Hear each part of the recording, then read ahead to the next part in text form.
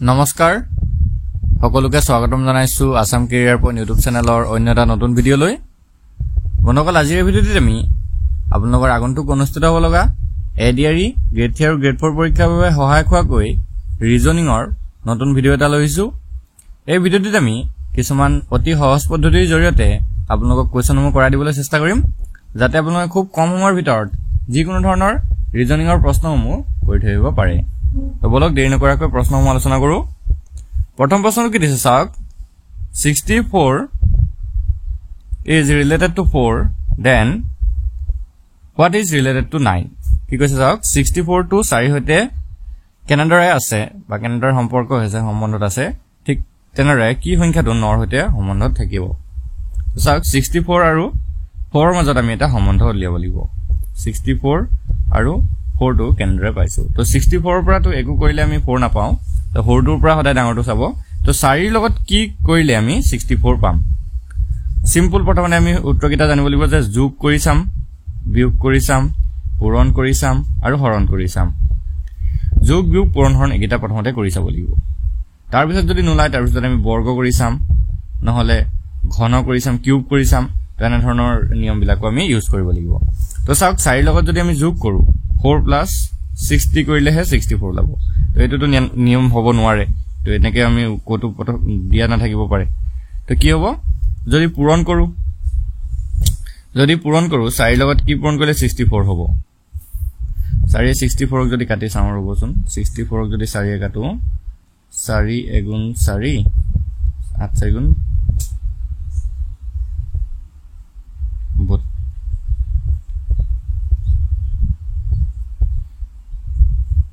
4 এগুণ 4 ইফাল 2 24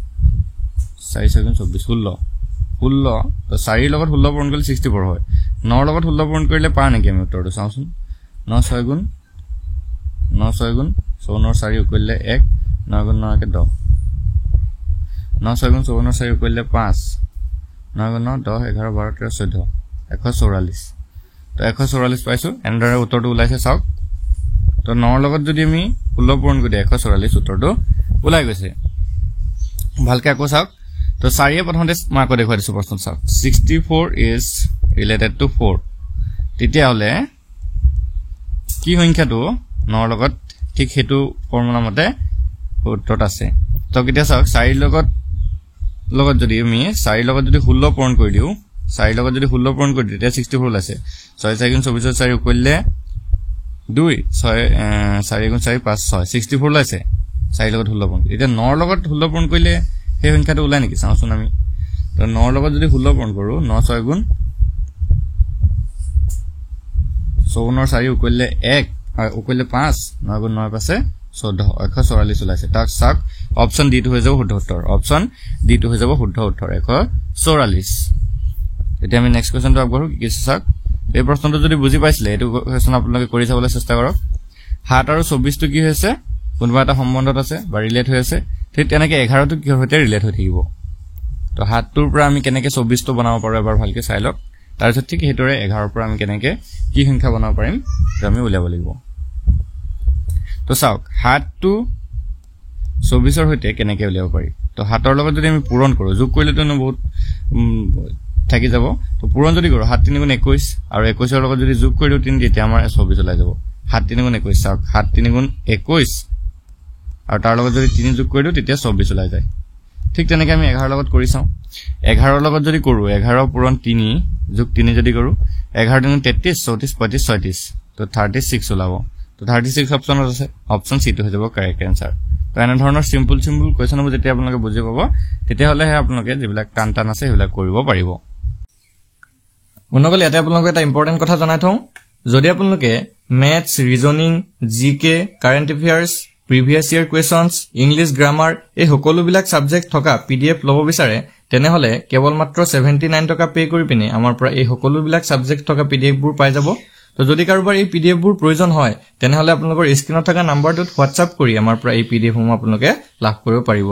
তো যদি কাৰোবাৰ প্ৰয়োজন হয় তেনেহলে আপোনালোকে স্ক্ৰিনত থকা নাম্বাৰটোত হোৱাটসএপ কৰি 79 টকা পে কৰিব আৰু পে কৰাৰ পিছত আপোনালোকক আমি পিডিএফ সমূহ সেন্ড কৰি দিম এতিয়া আমি নেক্সট কোৱেশ্চনটো চাও হওক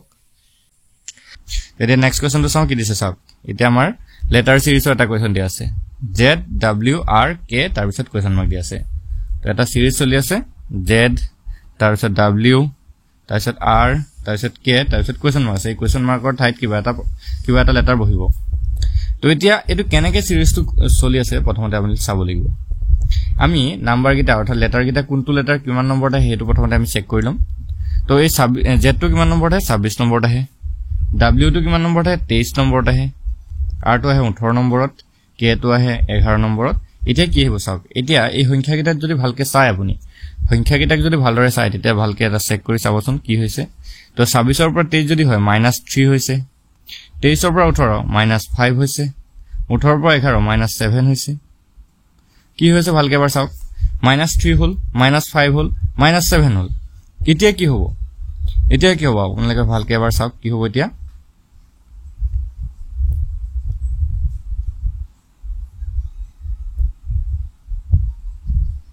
এতিয়া নিশ্চয় -9 হ'ব -9 হ'ব তো 11 ৰ পৰা যদি -9 কৰো তেতিয়া কিমান হ'ব 2 হ'ব 11 ৰ পৰা যদি -9 কৰো তেতিয়া কি হ'ব 2 আৰু 2 নম্বৰত কি লেটাৰ আছে 2 নম্বৰত কি লেটাৰ আছে 2 নম্বৰত থাকে B লেটাৰটো তো B কোৱেশ্চন মাৰ্কৰ ঠাইত কি হৈ যাব B তো অপচন B টো হৈ যাব শুদ্ধ উত্তৰ B তো আকৌ ভালকে চাই লব এনে ধৰণৰ প্ৰশ্নসমূহ আপুনি কিন্তু লেটাৰ সিৰিজ অৰ্থাৎ লেটাৰ গিটা কোনটো লেটাৰ কে নম্বৰত আহে হেতু কিন্তু প্যাটাৰ্নটো মন ৰাখিব লাগিব A 1 নম্বৰত আহিব B 2 নম্বৰ তেনেকৈ আপোনালোকে মন ৰাখিব তো Z টো হে 26 নম্বৰত W টো 23 R টো হে 18ত আৰু K টো হে 11ত নেক্সট লেটাৰটো কি হ'ব আমি উলিয়াব লাগিছিল তো ইয়াতে যদি আমি প্যাটাৰ্নটো চাও প্যাটাৰ্নটো যদি ফলো কৰি দেখিছো -3 তাবা -5 হৈছে -7 হৈছে এটা -9 হ'ব কেলে কাৰণ চাওক -3 টো এটা অযুগ্ম সংখ্যা তাবা -5 আহিলে তাবা -7 আহিলে তাবা -9 আহিব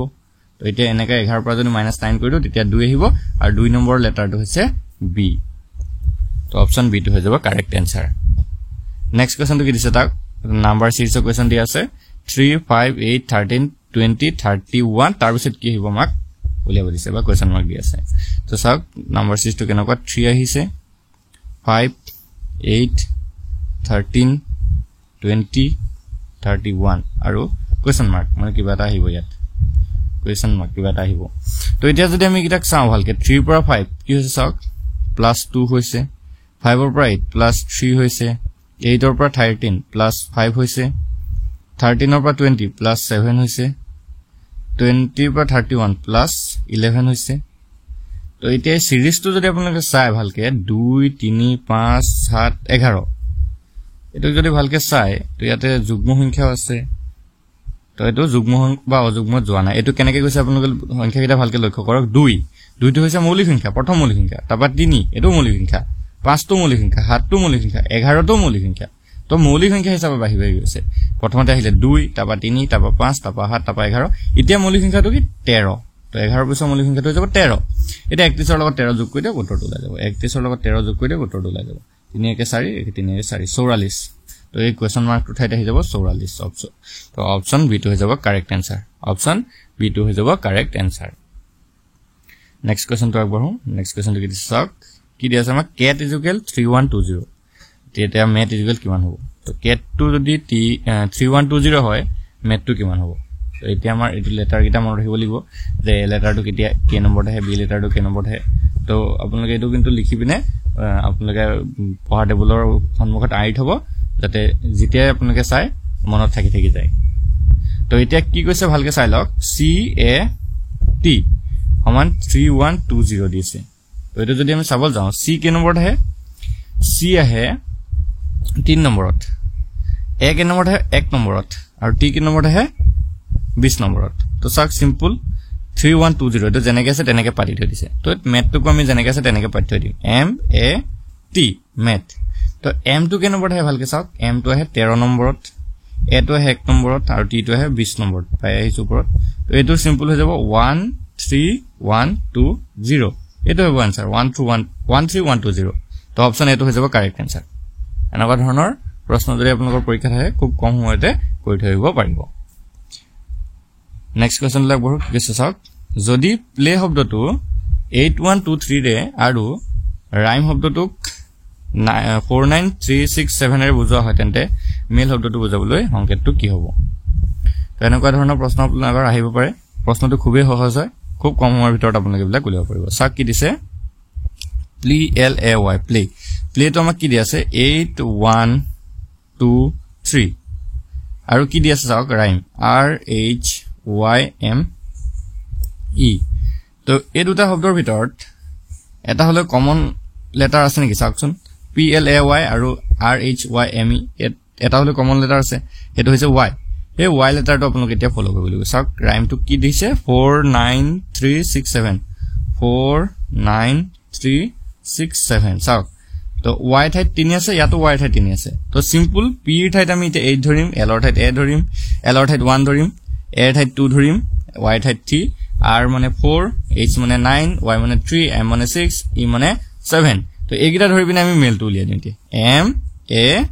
L E মেলটো উলিয়াই দিম তো M কোড আছে চাওক M টো ডাইমত আছে M মানে 6 A প্লেট 2 L টো প্লেট আছে 1 আৰু E E টো ডাইমত আছে 7 এটো হৈ যাব গেছ 6217 6217 হ'ব কারেক্ট আনসার 6217 অপশন এ টো কারেক্ট আনসার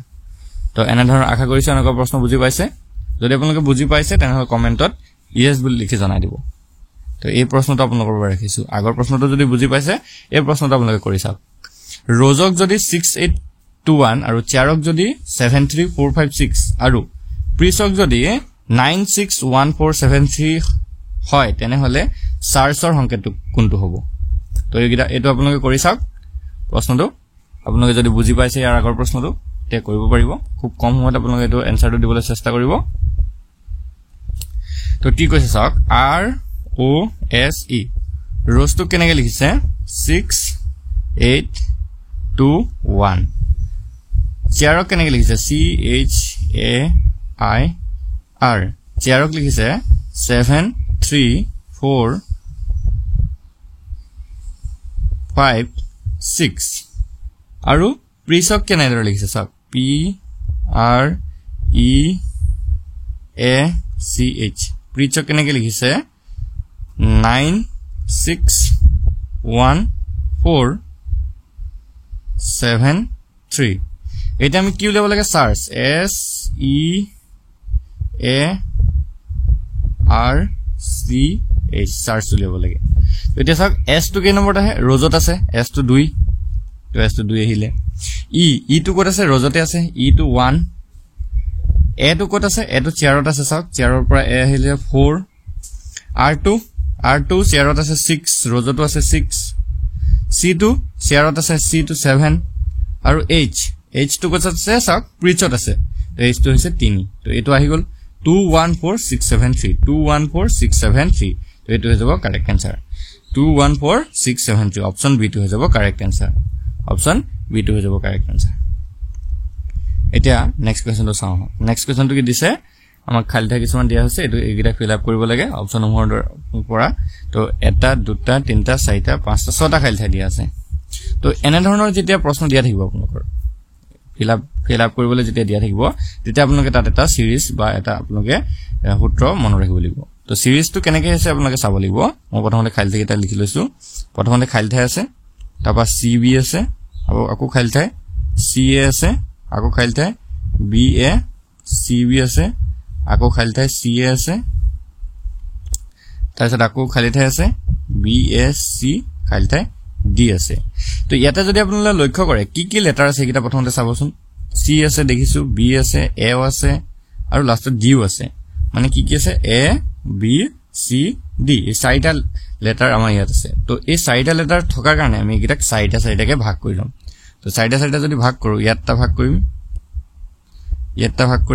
1 2 3 4 ইয়াতটা ভাগ কৰিম 1 2 3 4 ইয়াতটা ভাগ কৰিম 1 2 3 4 ইয়াতটা ভাগ কৰিম এটা চাৰিটা হৈ গল এটা যদি আমি লক্ষ্য কৰো ভালকে কি হয় চাওক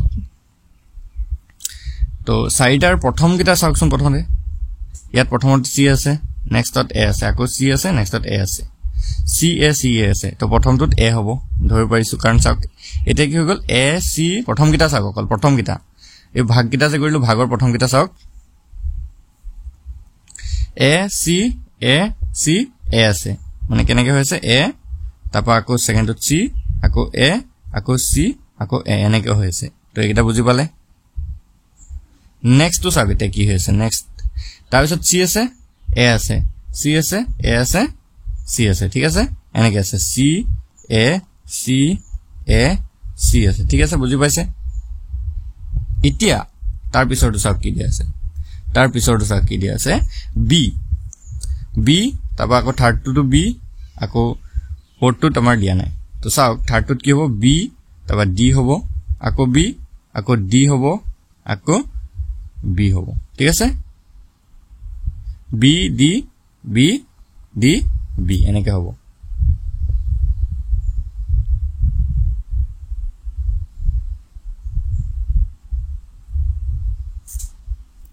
তাৰ পিছত কি কৰিম আমি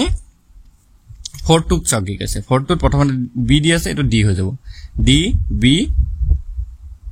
D B আৰু D তো এটা খালি থাকিটাত কি বহিলে প্ৰথমতে চেক কৰক A বহিলে D বহিলে